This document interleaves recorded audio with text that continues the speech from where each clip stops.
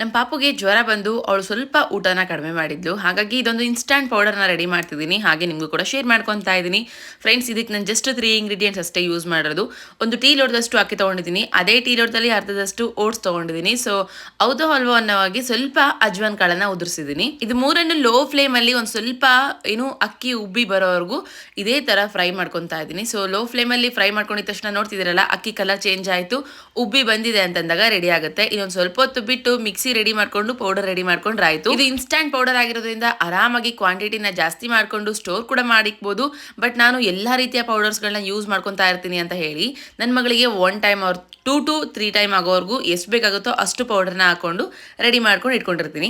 ಇವಾಗೇನಿಲ್ಲ, 1.5 ಲೋಟದಷ್ಟು ನೀರಿಗೆ ಒಂದು 5 ಸ್ಪೂನಷ್ಟು ಹಿಟ್ಟನ್ನ ಹಾಕಿ ಗಂಜಿ ಮಾಡ್ಕೊತಾ ಇದ್ದೀನಿ. ಯಾಕೆ ಅಂತಂದ್ರೆ ನಾನು ಮಾಡೋದು ಇಬ್ರಿಗೆ, ನಮ್ಮ ಸಣ್ಣ ಪಾಪು ಜೊತೆ ನನ್ನ 2ನೇ ಮಗಳಿಗೂ ಕೂಡ ತುಂಬಾ ಇಷ್ಟ. ಹಾಗಾಗಿ ಗಂಜಿ ಮಾಡಿದ್ರೆ ಯಾವಾಗಲೂ ಇಬ್ರಿಗೂ ಸೇರಿನೇ ಮಾಡೋದು. ಫ್ರೆಂಡ್ಸ್ ನೋಡಿ, ಸುಮಾರು ಒಂದು 5 ರಿಂದ 8 ನಿಮಿಷದವರೆಗೂ ಕುದಿಸ್ಬಿಟ್ರೆ ಪರ್ಫೆಕ್ಟ್ ಗಂಜಿ ರೆಡಿ ಆಗುತ್ತೆ. ಎಷ್ಟು ಟೇಸ್ಟಿ ಆಗಿರುತ್ತೆ ಗೊತ್ತಾ, ಟ್ರೈ ಮಾಡಿ.